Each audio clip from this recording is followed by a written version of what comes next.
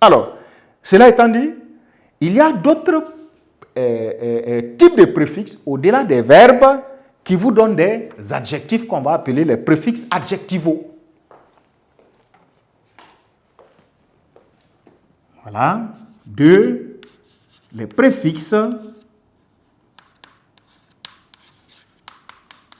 adjectivaux.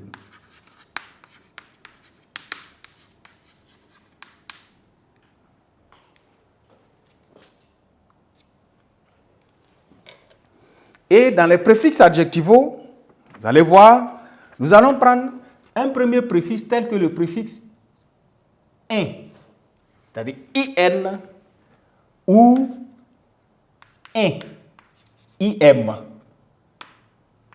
Dans chaque cas de figure de cette manière, dans des mots tels que, alors, incohérent,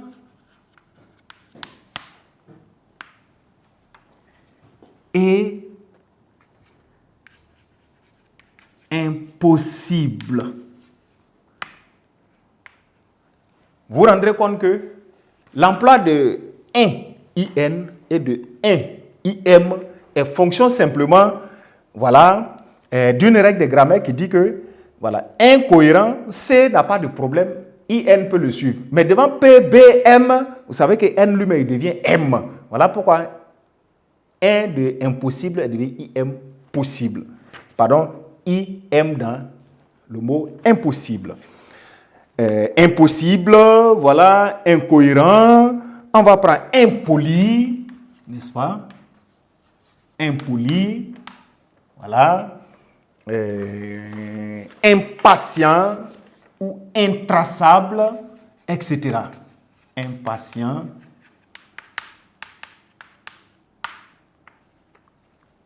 Voilà, etc. Ouais. Il va arriver un nouveau préfixe tel que le préfixe il.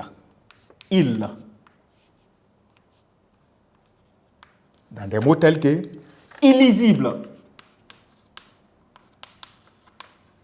illégal. Voilà. Tel que illogique, pourquoi pas, illégitime.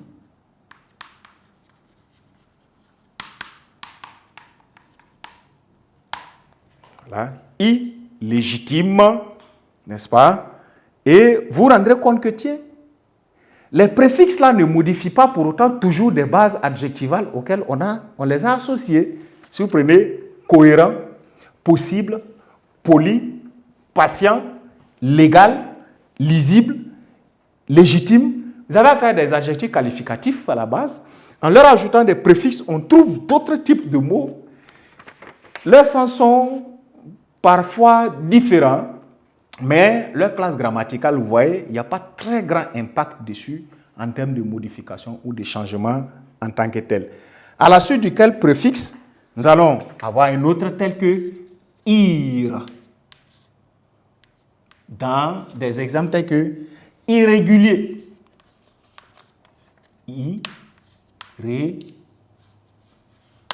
Irrégulier. Dans irresponsable, par exemple, n'est-ce pas? Ou irrésistible, pardon, irrésistible, irresponsable, voilà. Ou des exemples tels que irrationnel,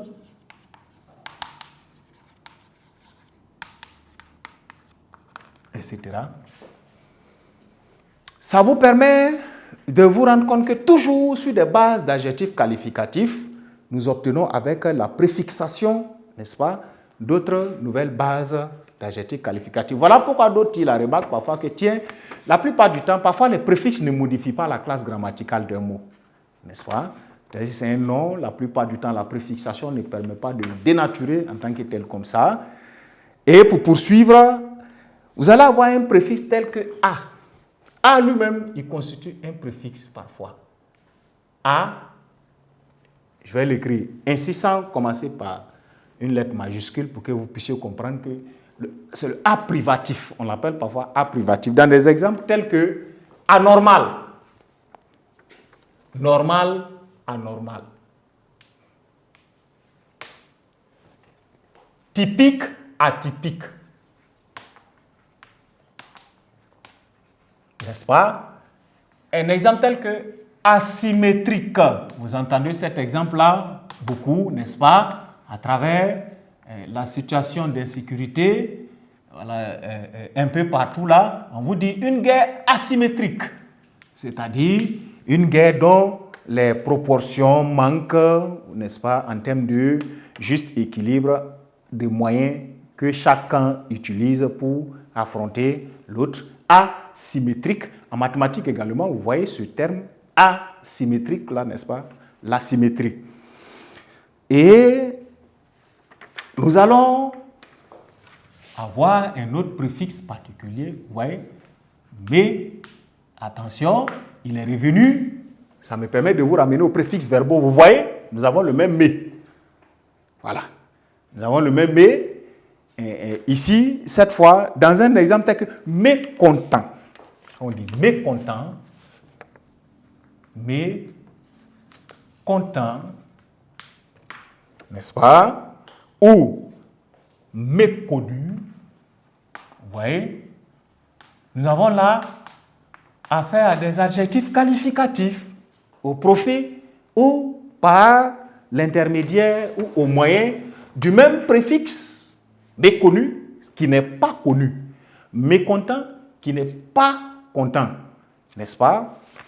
Et cela vous permet de bien noter maintenant qu'il y a très peu en tout cas qui peuvent modifier, lui par exemple, selon qu'il soit sur un adjectif.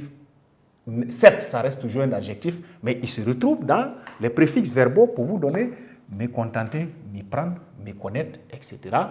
Voilà. Voilà pourquoi on vous parle de leurs caractères généraux.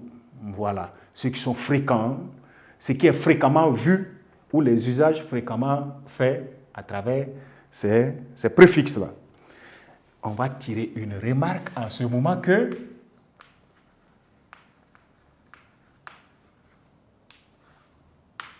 n'est-ce pas? Il désigne aussi des contraires. Ces préfixes adjectivaux, là, regardez, il désigne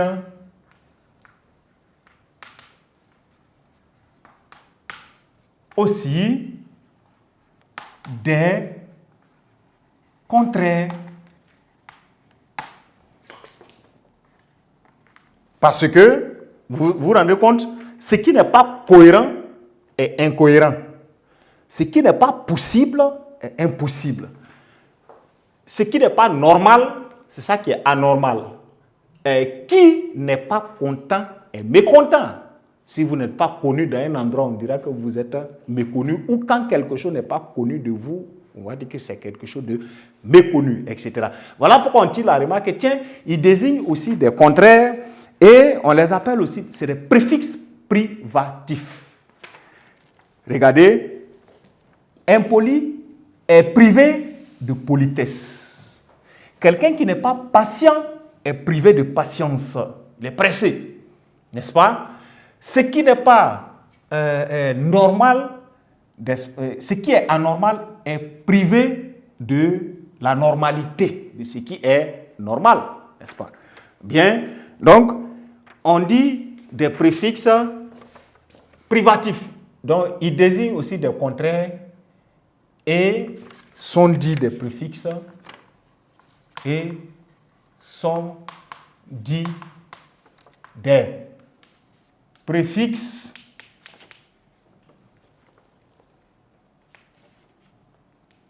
des préfixes privatifs.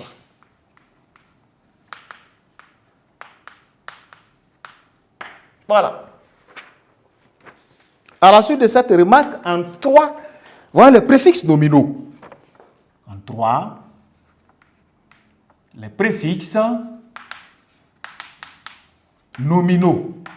Et vous l'aurez compris, eux vont naturellement vous permettre d'obtenir des noms. Voilà, non.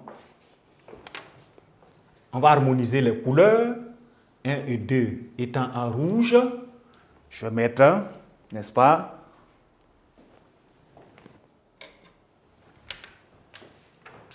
trois aussi en rouge. 3, les préfixes,